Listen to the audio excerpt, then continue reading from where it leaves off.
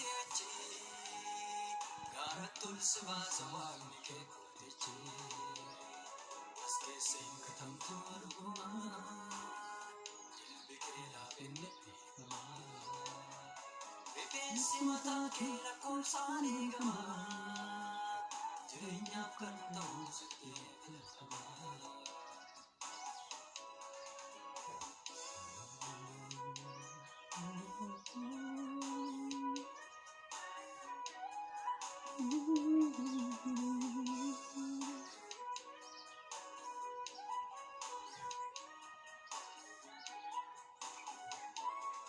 Karandino taki muchuti pomera Tuzim danda tani seditera Akka viktu vikta sonan telekitte Baraki fittu gatanya kurte Sigo mayu kapusa siachi Garatul sivasa wagni ke mudichi Aske singa tamaruguma Yesus Kristus gooftaadha. Saanii gama jireenyaaf kan ta'u sitiin filatamaa.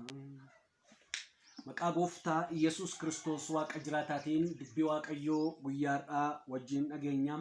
Fagoof dhiyoo teessanii dubbii waaqayyoo kan dhagaa jirtan yookaan kan dhaggeeffachuudhaaf jirtan qulqulloonni waaqayyoo duraan dursa nagaa waaqayyoo gooftaa keenya Yesus Kristus biyya jirtan lafa jirtanii fi ardii jirtan hundumaa irratti sinifaa baay'atu jechaa dubbii waaqayyoo guyyaadhaa waaqayyoo akka nutti dubbatu waaqayyoo akka nu eebbisu waaqayyoo akka nu jijjiiru waaqayyoo har'as karaa haaraa akka nutti agarsiisu amantii guutuu qabadheen fuula waaqayyoo jira waaqayyoo har'a bantii waaqa banee sagalee jireenya keenyaaf ta'u hin ergaa namoonni dubbii waaqayyootiin fayyitanii beektan namoonni dubbii waaqayyootiin hidhaan keessanii kamee beeku namoonni dubbii waaqayyootiin dhukkubarraa fayyitanii beektan namoonni dubbii waaqayyootiin qorumsa gurguddaa keessa dabartanii beektan dubbii waaqayyoof kireeditii guddaa yookaan ulfina guddaa namoonni qabdan har'as waaqayyo gooftaan akkuma kalee isa caalu sagalee isaa waan nutti dubbatuuf amantiidhaan waaqayyoon hin eegganna guyyaadhaa dubbii waaqayyoo keessaa kan wajjin ilaallu wangeelaa Maatewos inni qulqulluun caafe boqonnaa 4 lakkoofsa tokko ka'eessa jiru maqaa gooftaa Yesus Kiristoosiin nan dubbisaa akkas jedha. Wangeela Maatewos boqonnaa 4 lakkoofsa tokko ka'ee hanga naannoo 10tti kan jiru nan dubbisa maqaa Yesuusiin akkas jedha. Ergasii Yesuus seexanaan qoramuudhaaf hafuura qulqulluudhaan gara lafa onaatti geeffame. Inni guyyaa 40 halkan 40 erga soomee booddee beela'e. Yommus inni isa qoru dhufee ati dhugumaan ilma waaqayyoo taatee dhagoonni kun buddeena akka ta'aniif abboomi ittiin jedhe. Yesuus garuu deebisee caafata qulqullaa keessatti namni nyaata duwwaadhaan hin jiraatu dubbii afaan waaqayyoo keessaa ba'uun hundumaan malee kan jedhu caafameeraa jedhe. Seexanni immoo gara mandara qulqullaatti isa geessee fittee guutuu mana qulqullummaa irra isa dhaabachiisee ati dhugumaan waaqayyo yoo taate kanarraa gaduuf darbadhu inni ergamoota isaa siif hin abbooma miilli dhagaatti akka hin buunettis isaan harka isaanii irratti siin baatu kan jedhu caafameeraattiin jedhe. Gooftaa torba irratti Yesuus garuu waaqayyo kee goofticha gar malee hin eeggatin kan jedhu caafameeraattiin jedhe. Ammas immoo seexanni gaara dheeraa tokkotti ol baasee mootummoota biyya lafaa hundumaa ulfina isaas itti argisiise. Lafa dhooftanaaf yoo sagadde isaan kana hundumaa siif nan kennaa jedheen. Moos Yesuus immoo seexanaan argaa kuduraa turi waaqayyo kee gooftichaaf jilbeenfattee sagadi isa duwwaafis hojjedhu kan jedhu caafameera jedhe. Ergasii seexanni isa dhiisee ergamoonni waaqayyo dhufanii saaf hin argamaniidha. Galanni gooftaa Yesuus ifaa ta'u. Sagalee kana waaqayyo duraan dursee akka nutti dubbatuudhaaf garaa guutuudhaan waaqayyoon hin kadhanne. Abbaa keenya gooftaa keenya fayyisaa keenya qulqulluu hoolaa waaqayyoo dhagaa jiraataa kan taate Yesuus ilma waaqayyoo galanni maqaa Yesuus Kiristoosiin ammas qofaaf haa ta'u. Duris kan jirtu ammas kan jirtu bara jiraattu keessatti hojii hojjechuutti yaa waaqayyo beekamaa kan taate gita kan hin qabne dorgomaa kan hin qabne beekamaa kan taate leenca leencotaa goota goototaa Yesuus ilma waaqayyoo maqaa Yesuus Kiristoosiin galanni siif haa ta'u. Har'a nu geessiftee sagalee akka dhageenye har'a nu geessiftee si wajjin akka dubbanne har'a nu geessiftee ergaa akka dhageenye har'a nu geessiftee deebinee carraa argannee fuula keetti akka dhiyaanne waan eegicha nu gooteef wanti kanuuf baay'ifteef waan araaranuuf baay'ifteef waan ifama kenirratti dhangalaafteef maqaa ilma kee Yesuusiin yaa abbaa galanni siif haa ta'u ulfinni siif haa ta'u hoqobaan siif haa ta'u saganni siif haa ta'u har'ammoo maal akka nutti dubbattu ati beekta sagaleen kun maqaa Yesuusiin jireenya godhatee inni kaan yaa Waaqayyo gooftaa macca lafa gogaarra yommuu bu'e isa kaaniin yaa Waaqayyo karaarra yeroo bu'e akka hin taane ta'e isa karaarra bu'e simbira nyaate dhagaa gogaarra bu'e yaa Waaqayyo gooftaa dafeetu gogi inni yaa gooftaa Yesuus qorree keessa bu'es hin hudhame inni lafa gaariirra bu'e garuu inni kaan ija 60 inni kaan 100 godhate jedha macaafni qulqulluun maqaa Yesuusiin sagaleen har'aa kun jireenya keenya keessatti dachaa 100 godhatu jireenya keenyatti naa jijjiiramu hafuurri keenyatti naa fayyu amantiin keenya tarkaanfii tokkottiin gara kee taa'iqu jireenyi keenya maqaa Yesuusiin itti naa tottolu waan gootu hundumaaf galanni siif haa ta'u warra dhagaaniif amantiidhaan lapheen isaanii haa banamu dhageettiin gurra isaanii hafuura isaanii maqaa Yesuusiin haa banamu garbicha keenya gargaari maqaa Yesuusiin ameen. Dubbii Waaqayyoo guyyaa har'aa wajjin ilaallu wangeela Maatewos boqonnaa 4 kana keessatti dubbii Waaqayyoo akkuma malaallee kutaan kun kutaa gooftaan Yesuus Kiristoos itti qoramuudhaaf ilaalamuudhaaf gara lafa onaatti geeffame. Otoo gara kana ilaalin boqonnaa 3 keessa dhandhe gaafa laallu gooftaan keenya Yesuus Kiristoos laga Yordaanositti harka Yohaannis cuuphaan akka inni cuuphame yommuu Yordaanosi cuuphame ba'e hafuurri qulqulluun akka gugeetti gooftaa Yesuus irra dhufee akka buufate macaafni qulqulluun dubbata akka gugeetti gooftaa Yesuus Kiristoos irra hafuurri qulqulluun buufate bantii waaqaa banan kana qofa miti sagalee waaqarraa dhaga'amuu jalqabe maal kan jedhu inni kun ilma kosa jaallatamaa inni kun ilma kosa eebbifamaa isa dhagaa warri isa dhagaan hin fayyu warri isa dhagaan hin of kolu ani isatti nan gammada wanta inni godhu hundumaatti nan gammada garaan kosatti boqota lubbuun kosatti boqota jedheetu Waaqayyo abbaan waaqarraa dhugaasuu isaa buu argina. Hafuurri qulqulluudhaan erga inni guutame Yordaanosii ba'ee kan inni guutameen garuu boqonnaan itti aane dhufu Maatewos boqonnaan 4 waa'ee qoramuu Yesuus Kiristoos dubbata. Kutaa kana keessatti akkuma arginu gooftaan Yesuus Kiristoos qoramuudhaaf gara lafa onaatti hafuura qulqulluudhaan gaggeeffamedha. Maaliin qoramuudhaaf jedha? Seexanaan qoramuudhaaf hafuura qulqulluudhaan gara lafa onaatti gaggeeffamedha. Kutaa kana keessatti kan guyyaa har'aa ilaallu akka matureetti kan ilaallu jireenyi amantii qorameen ilaalama kan jedhu. Jireenyi amantii qorameen ilaalama. Amantiin namaa qorameen ilaalama. Amantiin hin sakatta'ama. Amantiin egzaamaan ta'a. Amantiin hin ilaalama. Amantiin hin gulaalama. Amantiin hin madaalama. Amantiin hin safarama. Amantiin waan adda addaatiin ilaalama. Yesuus Kiristoos gooftaadha. Kitaaba qulqulluu keessatti jireenya kiristaanaa tokkoof amantiin barbaachisa. Amantii malee Waaqayyoon arguun hin danda'amu. Amantii malee Waaqayyoon gammachiisuun hin danda'amu. Amantii malee Waaqayyo wajjin walitti dhufeenya ijaaruun hin danda'amu. Amantii malee tarkaanfatanii Waaqayyoon gammachiisuun hin danda'amu. Kana qofa miti.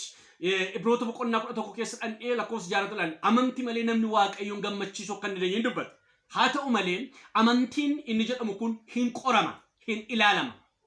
Hin ilaalama, hin safarama jechuudha. Hin ilaalama. Maaliin ilaalama? Waan garaa garaatiin amantii ilaalama.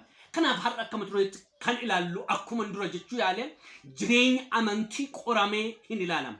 Jireenyi nama tokkoo, jireenyi kiristaana tokkoo qoramee ilaalama. Kitaaba qulqulluu keessatti yommuu ilaallu Iyyoob boqonnaa 23 lakkoofsa 10 irraa kaanee dubbii Waaqayyo gaafa ilaallu maal jedha? Iyyoob akkas jedha, erga na qortee na ilaaltee booda, erga jireenya koo qortee ilaaltee booda akka warqeettan bu'aa'edha. Akka warqeettan qulqullaa'edha. Erga maal ta'e?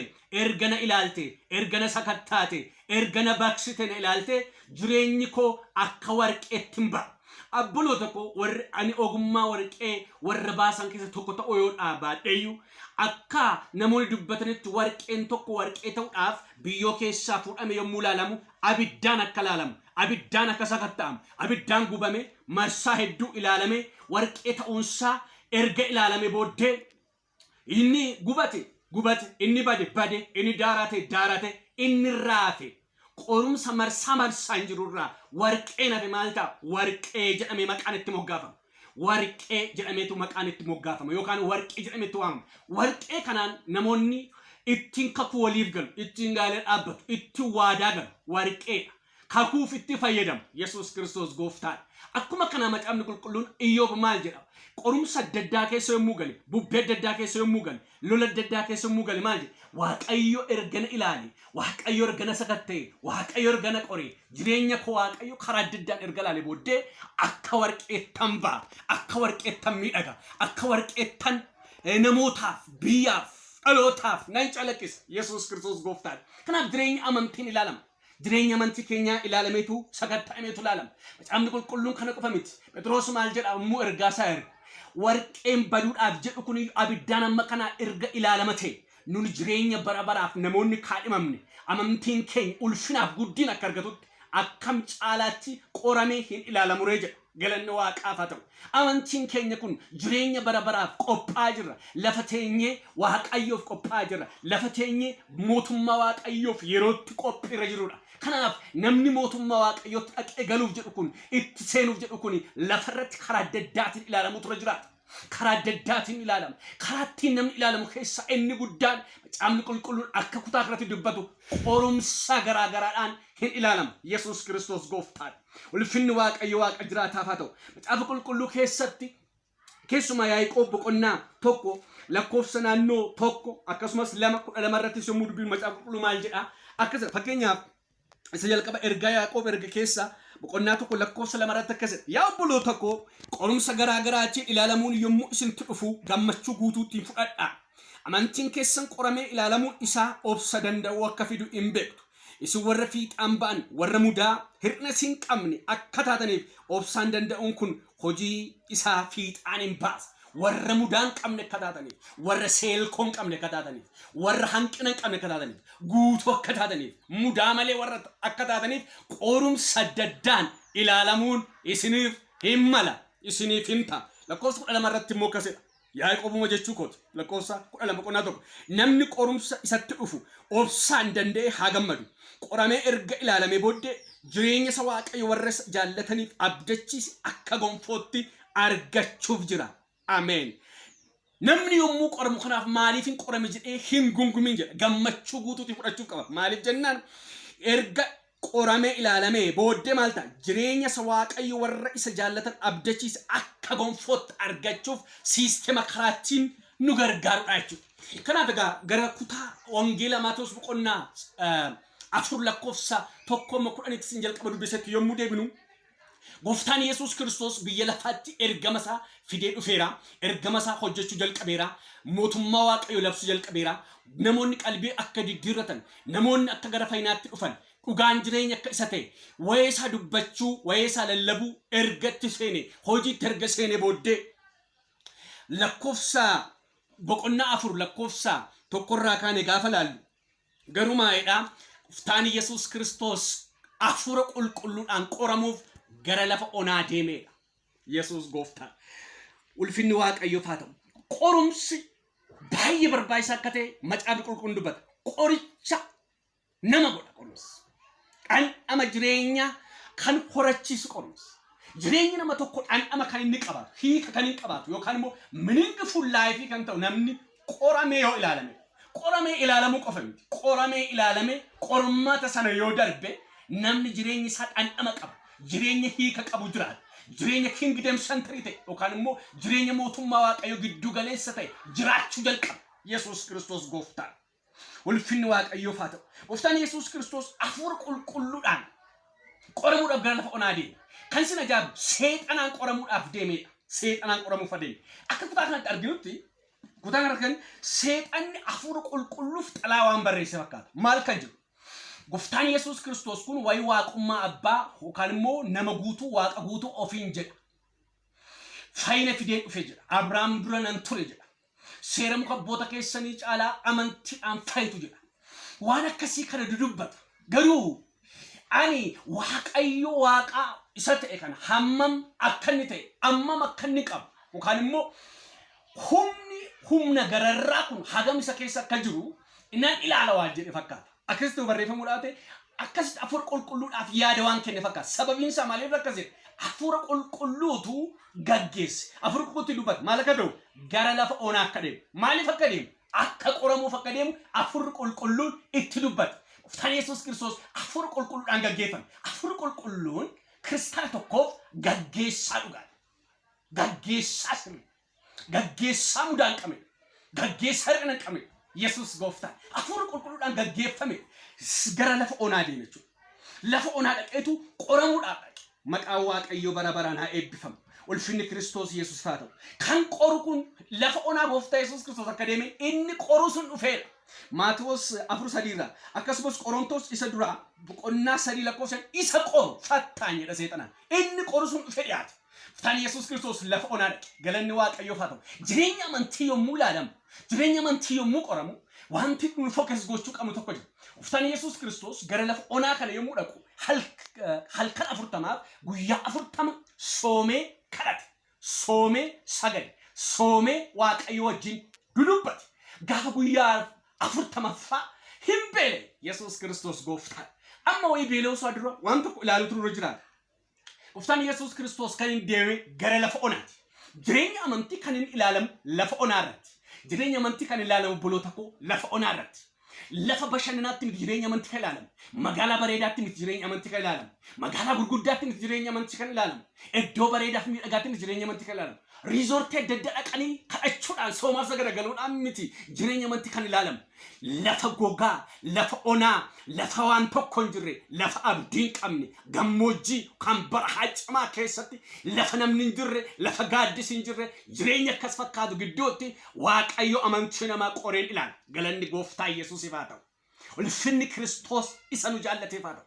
Lafa onaatti ilaalama jireenya amantii, lafa duwwaatti ilaalama jireenya amantii, lafa waan jirreetti ilaalama jireenya amantii, lafa namni hin jirreetti ilaalama jireenya amantii, lafa harka namni namaaf dha'u hin jirreetti ilaalama jireenya amantii, lafa meeshaan garaagaraa faarfannaan guutetti miti kan ilaalama jireenya amantii, lafa gogaa, lafa onaa, lafa waan jirreetti gooftaa Yesuus Kiristoos ilaalamuudhaaf deema. Ya bulo tokko asirratti Waaqayyo gooftaan jireenya amantii keessanii ulfinaaf guddina kan argatutti yommuu itti kabaju gochuu barbaadu gara lafa onaatti sin geessuu danda'a.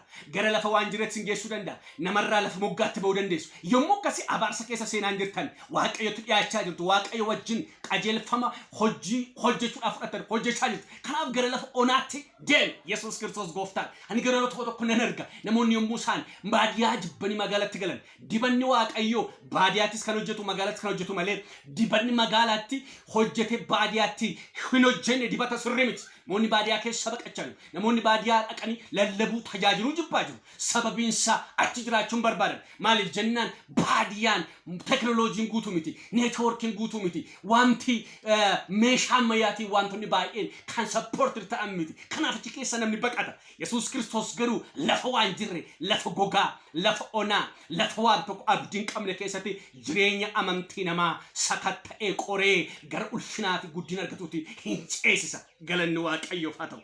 Ulfinni Kiristoos Yesuusiif haa ta'u. Kanaaf gara lafa onaa deeme gooftaan Yesuus Kiristoos. Gara lafa onaa deeme. Inni biraan qabxii ilaaluu qabnu gaafa jireenya amantii kana qoramu gooftaan Yesuus Kiristoos ofumaa ka'ee deeme miti. Ofumaa fiigee deeme miti. Hafuura qulqulluudhaan gaggeeffameedha. Hafuura qulqulluudhaan daayirektir ta'e. Hafuurri qulqulluun akka inni iddoo sana dhaqu, gara sana akka inni dhaqu hafuurri qulqulluun isa gaggeesse. Ofii isaatiin dhaqe miti. Dandeettii isaatiin dhaqe miti. Beekumsaan dhaqe miti. Yesuus Kiristoos gooftaan. Buloota koo hafuura qulqulluudhaan gaafa gaggeeffamu kan teknooloojiin hojjechuu hin dandeenye hojjenna. Hafuura qulqulluudhaan gaafa gaggeeffamu iccitii seexanaa caallee argamuu dandeenya. Hafuura qulqulluudhaan gaafa gaggeeffamu buloota koo yaada Waaqayyoo sodhokataa bira ga'uu dandeenya. Hafuura qulqulluudhaan yommuu gaggeeffamu buloota koo dogoggora baroota dhaloota gidduutti raawwatamurraa of koluuf baraaruu hin dandeenya.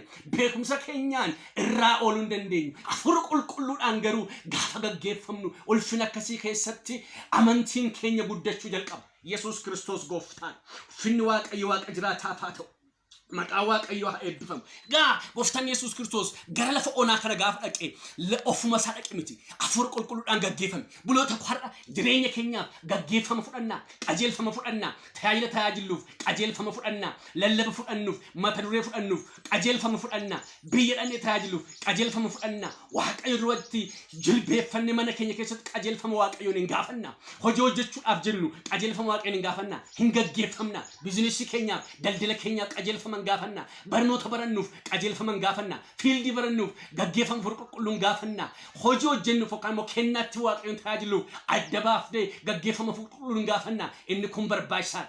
afura kanaan gaggeeffamtee jireenyi kee lafa onaa keessa yoo seenee mo'ichi kan keeti Yesuus gooftaan lafti onaan kun obboloota koo kan sin ajaa'ibu amma jireenya kiristaanummaa keessatti yookaan immoo jireenya tajaajilaa keessatti yommuu tajaajila garaagaraa tajaajilu yommuu seexanni iyyuu dhageenya seexanni gaafa iyyuu eessa dhaqxa yookaan eessa seenta gaafa yookaan si ol jedha yookaan lafa onaa'edha gara lafa onaan dhaqaa'edha lafti onaan lafa buufata seexanaati lafti onaan lafa seexanni keessatti kubbaa taphatu akka dirree kubbaati jechuudha lafa seexanni dirree kubbaa taphatu waaqayyo jireenya amantii kee ulfinaaf guddina argatee isa caalutti akka inni darbu gaafa barbaadu gara lafa akkasiitis fudhata gara lafa akkasii si geessa hin sodaatin garuu waan tokko godhe afur qulqulluudhaan qajeelfame afur qulqulluudhaan gaggeeffame afur qulqulluudhaan gaarii ta'e afur qulqulluudhaan socho'e Yesus Kristos gooftaan jireenya amantii keenya qoramee ilaalamuu qofa miti kan inni qoramee ilaalame of koluu danda'u yookaan immoo progressionii isatti aanutti kan darbuu danda'u yoo afur qulqulluudhaan gaggeeffame qofa qorumsi seexanni iccitii hojjetu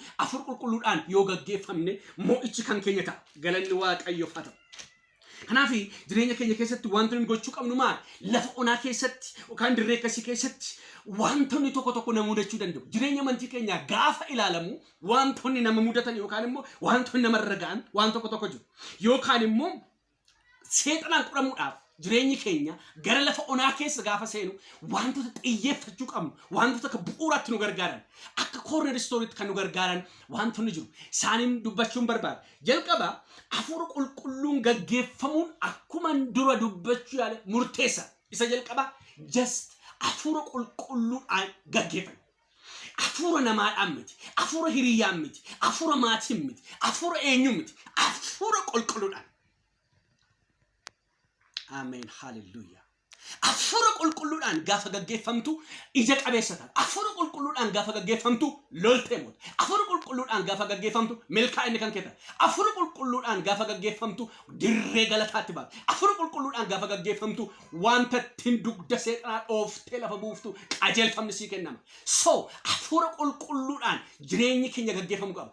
Lafa onaa keessa jireenyi keenya qoramee akka ilaalamu gaafa seennu waan itti hirkachuu qabnu beekumsa keenya miti. Waan itti hirkachuu qabnu barnoota keenya miti. Waan itti hirkachuu qabnu dandeettii keenya miti. Waan itti hirkachuu qabnu fira'am cimaa qabaachuu keenya miti. Waan itti hirkachuu qabnu meeshaa ammayyaa teknooloojii qabaachuu keenya miti. Waan itti hirkannu gaggeessaa afur qulqulluutti hirkachuu gaggeessaa afur qulqulluutti of kennuun qabxii baay'ee murteessaa.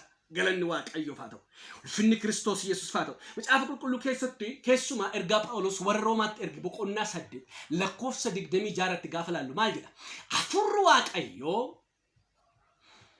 afura keenya wajjin walii galee ijoollee waaqayyoo akka ta'an nutti hima erga jedhee booddee lakkoofsa 26 immoo afurri waaqayyoo karaa namni foonii yookaan dandeettii sammuu keenyaan karaa uni yaanne bira ga'uu hin dandeenyeen yaada waaqayyoo isa dhoksaa gadi fageessee nuuf kadhatedha. Nuuf aadaedha. Nuuf aada nuuf kadhata. Galanni waaqayyoof haa ta'u. Waan tokkon sitti afurri qulqulluun yoo ittiin gaggeeffamne wanta fooniin yaanne yookaan wanta nuuf hin mul'anne kadhachuu kan nuuf malu mataasaa adda baafnee hin beeknu. Afurri qulqulluudhaan gaafa gaggeeffamu maal akka kadhannu maal yoo kadhanne akka amma battala barbaachise afurri qulqulluutu namaaf kenna. Afurri qulqulluutu namatti dubbata. Kanaaf maal jedha afurri qulqulluun nu keessa jiru yaada waaqayyoo sagadi fagoo akka beeku kana qofa miti karaa uni hin beekneef waa'ee keenya nuuf hin kadhataa'edha. Galanni Yesuus haa ta'u. Nuuf waaqayyo abbaa kan walitti fide gidduu kee dhaabbatee kan nuuf kadhatu afura qulqulluudha.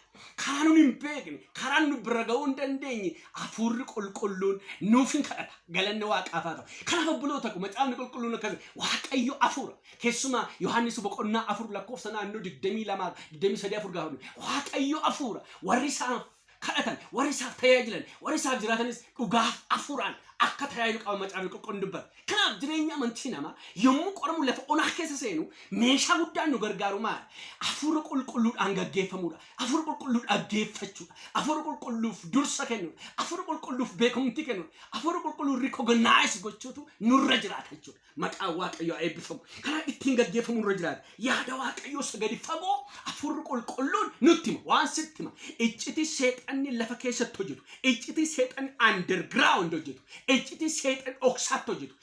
Yookaan immoo bar'umaa irratti bineensichaan iccitiidhaan kan hojjetan yookaan immoo namoota G20 jedhamanii keessatti barreeffamanii waa'ee jaajaatamijaa bara dhumaarratti hojii lafa keessatti gadi fageessan hojjetu jedhamee kan sodaatamu isaan kan iccitii isaanii qoree ilaalee fecee injiree bira ga'uu kan danda'u hafuura qulqulluudha.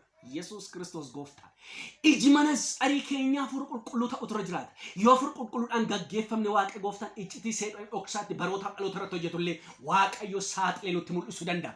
Kanaaf seexanaa ol ta'uu kan dandeenyu humna keenyaa miti. Dandeettii keenya miti. Hafuura qulqulluudhaan gaafa gaggeeffamnu iccitii isaa gararraata. Iccitiin hafuura qulqulluu iccitii seexanaa gaafa saaxiluu jalqabu seexan adda babayii irratti qullaa bu'uu jalqaba.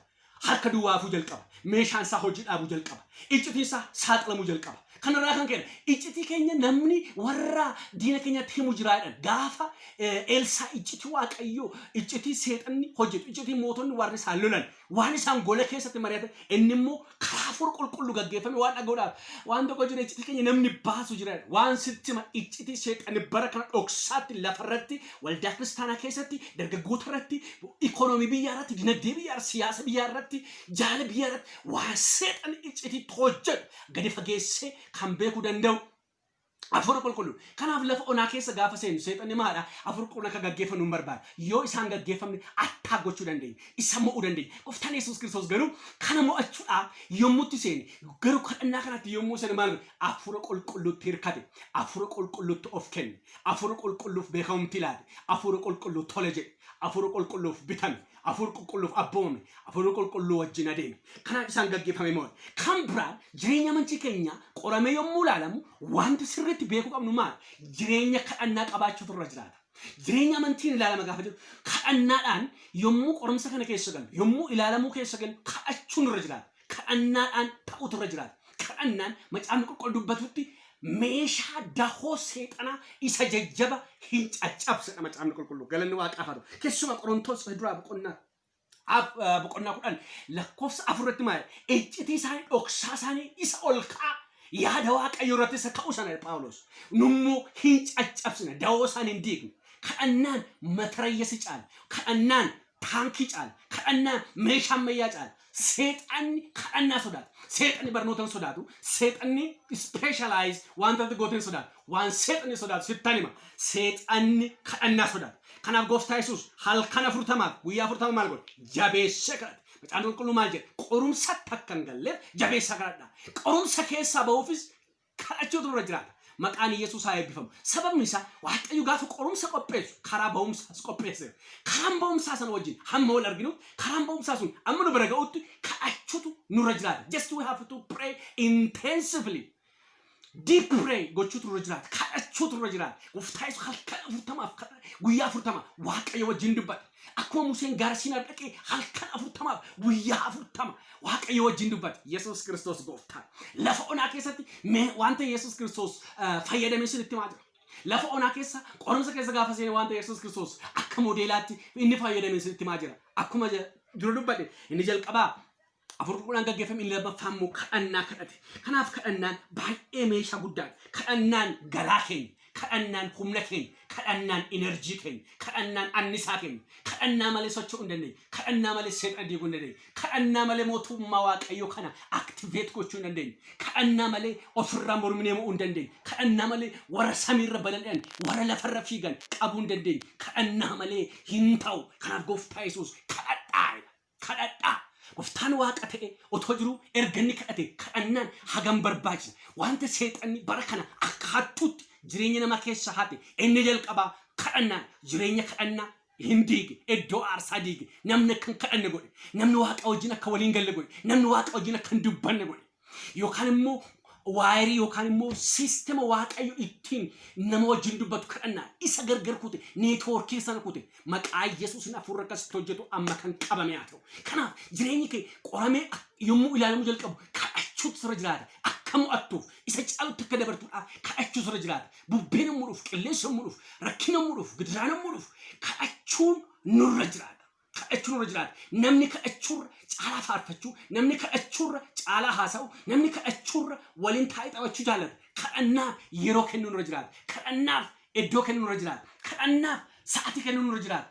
Yesus Kristos gooftaa gaafa qoramsatti gale gooftaa Yesus Kristos gaafa du'atti dhiyaate san hin kadhate cimsee kadhate Phexros Yohannis fayyaa qofaatiin ammallee rafuutti jirtu sa'a tokkoofillee kadhachuu hin dandeenye sa'a tokkoofillee dammaquu hin dandeenye sa'a tokkoofillee ana wajjin itti fuftanii kadhachuu hin dandeenye jedhu gaaffii isaan gaafate gooftaa Yesus biloota ku jireenya amantii qoramee ilaalama amantiin keenya qoramee yommuu ilaalamu keessatti tokko kadhachuu turre jiraata kan si ajaa'ibu seexanis yommuu si qoru akkatti kadhanne godha waaqayyoos yommuu si ilaalu akkatti kadhattu godha isaan kana gidduutti lolaaf falmii guddaa jira Yesus Kristos gooftaan inni biraan gooftaa Yesus waan inni fayyadame keessaa inni sadaffammaa beekumsa dubbii waaqayyootti fayyadame qorumsi keessa gaafa seenu yookaan immoo lafa onaa keessa seennee gaafa ilaalamnu wanta gochuu qabnu maal beekumsa dubbii waaqayyootti hirkate Maatewos 4:4 gaafa ilaallu seexanni gooftaan Yesuus halkan 40 guyyaa 40 erga soomee sagalee booddee akka jedhe gooftaa Yesuus seexanni dhufe hin beele dhumarratti gooftaan gaafa beela'u ati ilma waaqayyoo taate